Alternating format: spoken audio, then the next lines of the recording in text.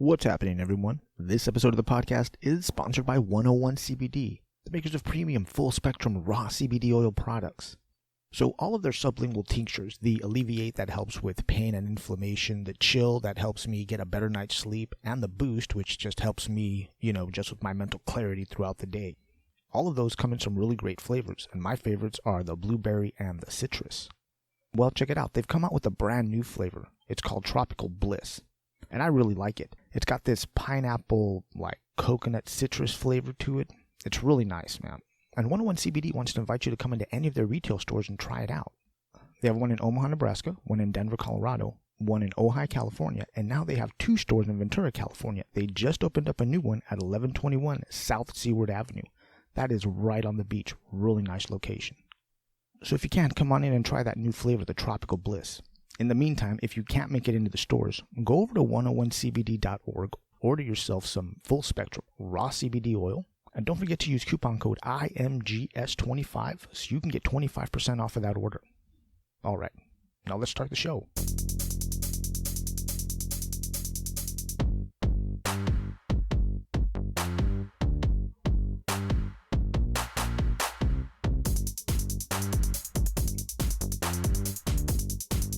Brothers and sisters, welcome back. This is the In My Grow Show, the podcast dedicated to taking the mystery out of cannabis. Once again, I'm your host, Alex, and I want to thank you very much for taking the time to listen to me. I truly do appreciate it. So I wound up taking last week off because I went camping. It was the opening day for the Los Padres National Forest to open up, some of the backcountry. Me and my brother wound up in the Sespe Wilderness out there. We wound up at the Half Moon Campground off of, Mount Pinos Trails. It was awesome to get out there. It was beautiful. We had great sunny weather. It wasn't too hot. And I don't know if it was because of the quarantine or because it was the first day that the backcountry opened up, but there really wasn't a lot of people out there, man. I expected there to be a lot more people. But then again, you know what? That trail to get up to that campground is pretty gnarly, man. You can make it up there in a 2-wheel drive if you're real ballsy about it, but a 4-wheel drive is best. And if you're going up there, I would take something with a little bit of clearance on it, man, because there are some boulders sticking out of the road that are ready to take your oil pan out. So do me a favor, if you're going to go up there, don't take the minivan. Don't take the minivan. The minivan's not going to make it. It's not going to make it. Because you also have to cross over 3 little creeks. And yeah, that minivan's going to wind up getting bogged down and stuck in a creek. Your family's going to get mad at you. The people who want to use the trail to get through are going to get mad at you because now they got to haul you out of there. So don't take the minivan. All right, now a little later we are going to continue with the series of Cannabis Garden 101. Today we're going to talk about Sativa, Indica, and Ruderalis. But before that, let's talk about a few things. So a couple of weeks ago, I was talking with a friend of mine, and she was asking me about cannabis seeds and about how legal they were. And to be honest with you, I really wasn't sure about the legalities of seeds. Mostly because I've never heard of anybody getting jammed up for seeds. So I always just assumed that because they were such a low priority for law enforcement, that they were legal. But that is not true, man. So I wanted to find out exactly how legal cannabis seeds are. So I reached out to my buddy Patrick Goggin. He's a senior attorney over at the Hoban Law Group. And this is basically what he said to me. In the eyes of the federal government, of federal law, any type of seed sales or shipment of seeds around the country is illegal in the eyes of the federal government. And he also told me that seeds are specifically mentioned in the Controlled Substance Act of 1970, which would explain why if I go on the internet and search for seed banks, at the very bottom, most of them have a disclaimer that says the seeds are for souvenir purposes only. They are not for germination or cultivation.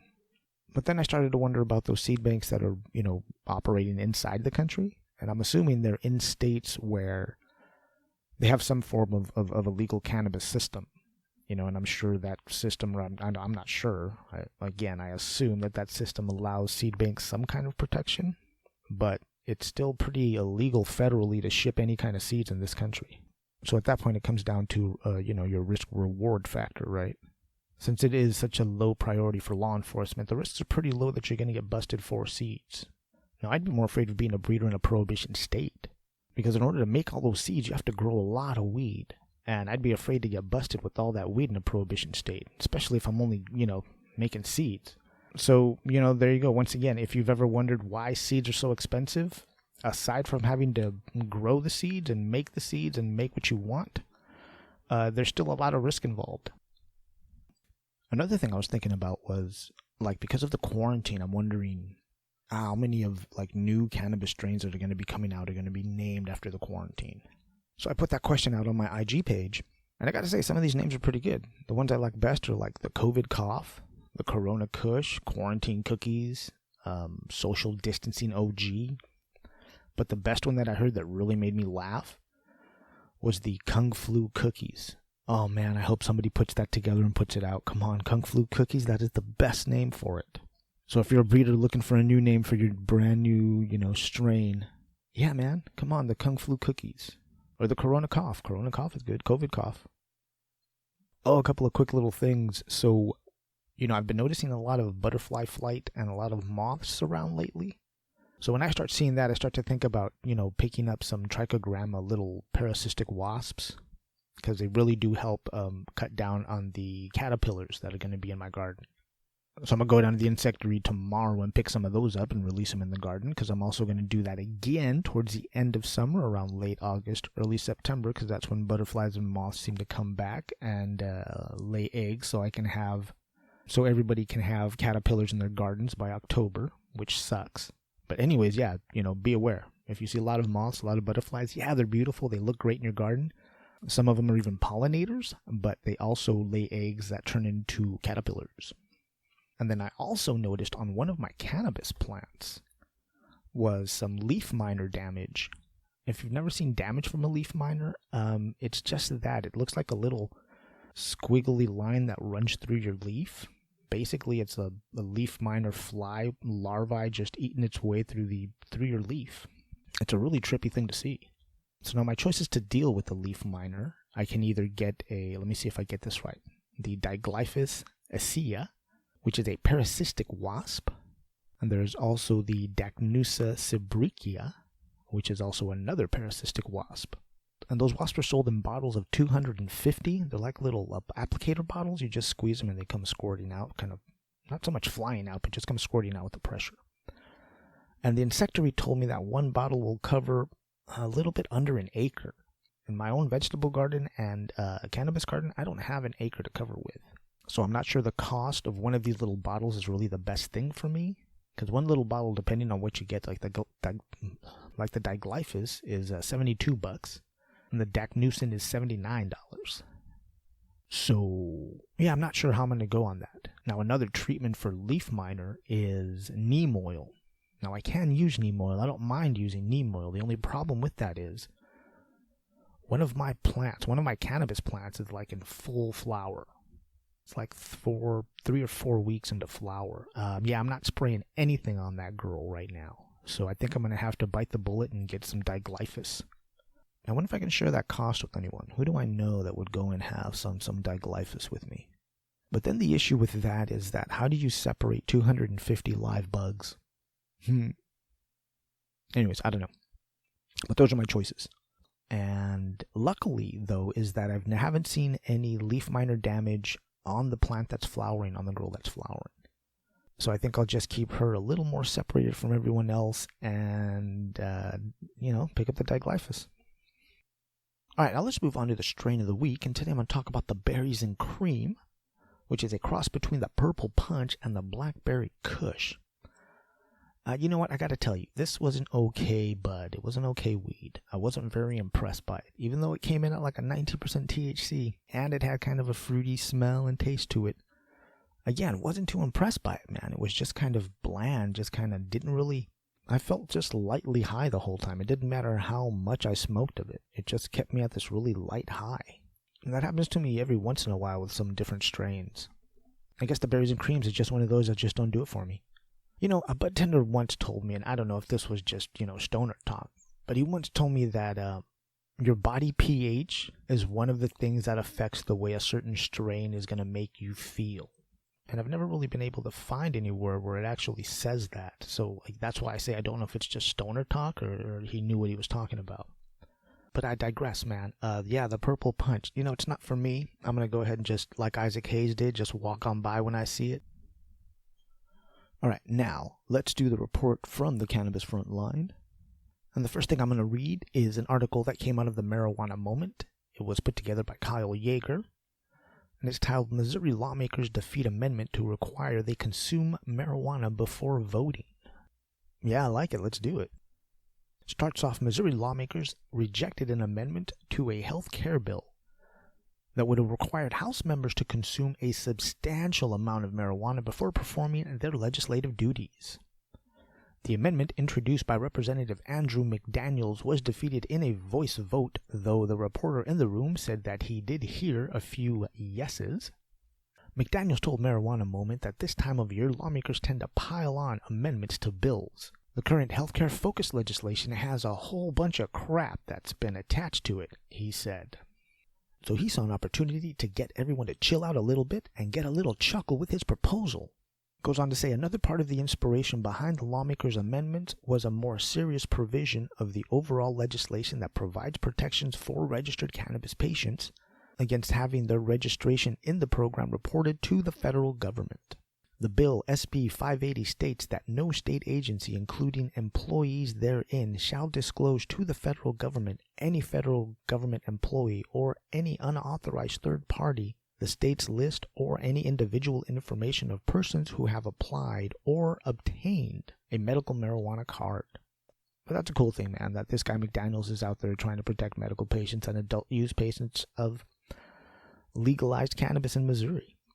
At least protect them from having their information shared with to the federal government. So good on you, Mr. McDaniels. The next thing I want to read is an article that I saw in Mary Jane, and it's titled, Maine Loses $3.3 million in Federal Mental Health Grants Due to Legal Weed. And it was put together by Zach Harris.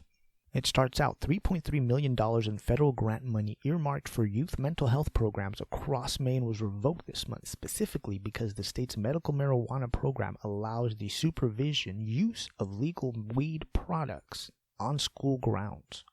According to the Lewiston Sun-Journal, the millions in federal cash was part of a 5-year grant awarded in 2018 that has provided $1.1 million a year for a statewide child assistance program called Maine Aware. The state has already collected and used $2.2 million of the fund in the program over the past 2 years, but was informed this month that the remainder of the federal assistance would be cut off.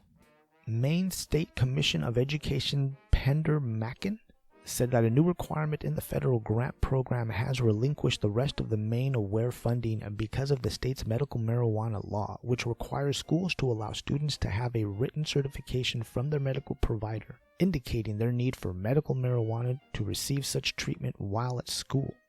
So, the federal government has pulled funding for mental health programs for kids in Maine because Maine allows kids to take their cannabis medicine on school grounds. Now, when I say they're allowed to take their cannabis medicine on school grounds, I'm not saying that those kids are in the school grounds puffing a joint. No, they have to go to the principal's office, to the nurse's office, and their medication has to be given to them either by their parents, some kind of a medical professional, either the school nurse, or even the doctor may sometimes come in and give them their medicine. But yeah, I don't know, just the hypocrisy of it, man. How are you gonna? I don't know, man. The federal government fucking trips me out. They're so anti-cannabis that they're gonna take funding away from mental health for kids. That's crazy. If you live in Maine, or even if you don't live in Maine, you know what? Write your congressman. Write somebody. Let somebody know that that's a bullshit thing, man. Because it seems like the government's just using the kids as these little, bargaining chips to get Maine to drop their medical marijuana or their legal marijuana market. I don't know, man. It's messed up. But that is the report from the Cannabis Frontline today, and as always, there are links in the show notes so you can read those articles at your leisure. I really hate allergy season. Just completely off topic of everything else, I really don't like allergy season. I don't suffer as bad as most people that I know, but it's still a pain in my ass. But anyways, let's move on. And let's talk about the Cannabis Garden 101. And today, we're going to talk about Indica, Sativa, and Ruderalis. And these are the 3 main species, varieties, I'm really not sure what word to use right there, because it seems that whatever word you use, somebody's going to always be out there and tell you that is the wrong word, that no, it is not a strain, it is a variety. No, it is not a variety, it is a species. And depending on who you talk to or who you read, sativas and indicas are either two different varieties or just different mutations of the same variety. So go figure. Anyways, that's what we're going to talk about today. We're going to talk a little bit about sativa, indica, and ruderalis. And I say a little bit because these are just some short notes about what the plants are. There's a lot more information out there. So if you really want to dive deep into it, by all means, get on the internet and find out every little detail about it. Also, the descriptions of these plants are the descriptions of the pure variety of these plants, because a majority of what you and I smoke, of what we find on the black market or in the legal weed scene, it's super hybridized. It's just a mix of a lot of different flavors, a lot of different types of plants. It's very rare that we will see an actual, true sativa or a true indica that isn't a cross between something else. All right, so let's start with the sativa plant, and this variety originated in the humid tropical regions of the world. Also, think about, around the equator, the equatorial parts of the world. So areas like South and Southeast Asia, North Africa, Central and South America.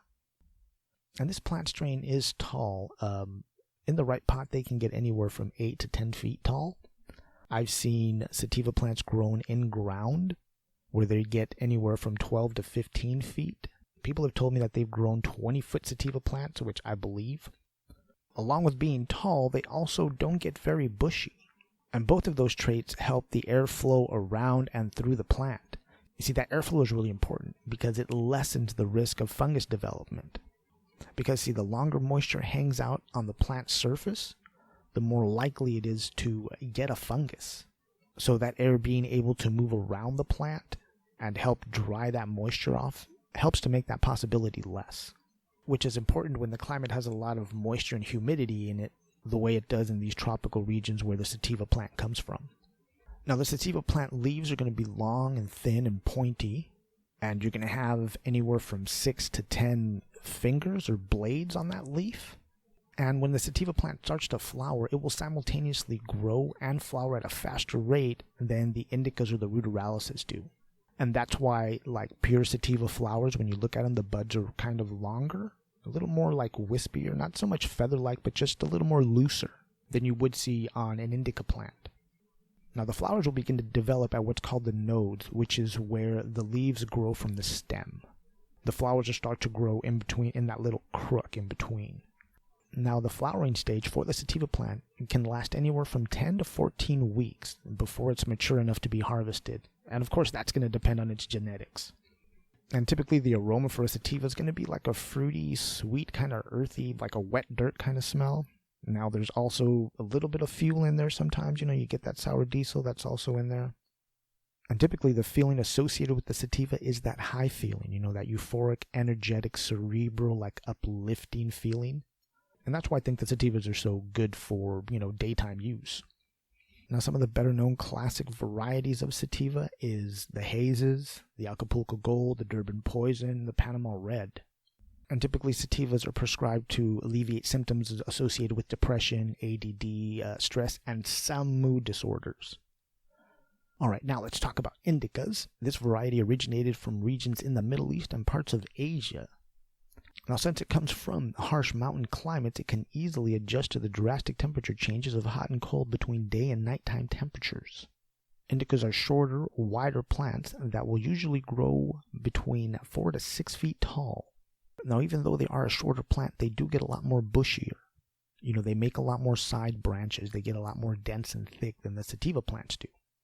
And the leaves of the sativa plant, they're shorter, they're round, and they're wide. And typically you'll see anywhere between 3 to 5 fingers or blades per leaf.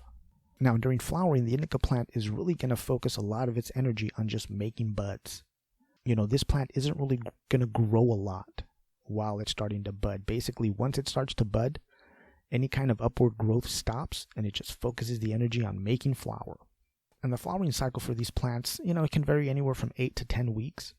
And all of these characteristics are the reasons why indica plants are so popular with indoor growers. They're a shorter plant and they have a shorter flowering time. And the highs associated with the indicas are centered around the body with physical sensations being heightened. The strong sedative effects of the indica is what makes us think of the stoned effect or that couch lock effect. That's where those terms come from, is for the indica. And indicas have been prescribed to alleviate symptoms of insomnia, chronic pain, muscle spasms. And some of the well-known strains of it are the Kush, the Afghani, the Mazar Sharif. Those are some of the more popular strains of the indica plants.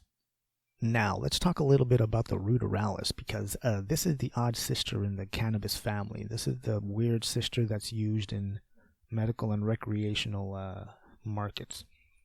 Originally, these were wild cannabis strains that were native to the harsh environments of Russia, Central Europe, Central Asia.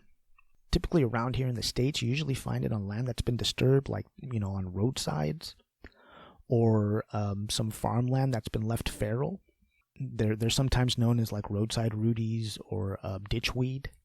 Now, because of the shorter, cooler summers in the regions where the Ruderalis originated from, that made the plant develop a shorter life cycle.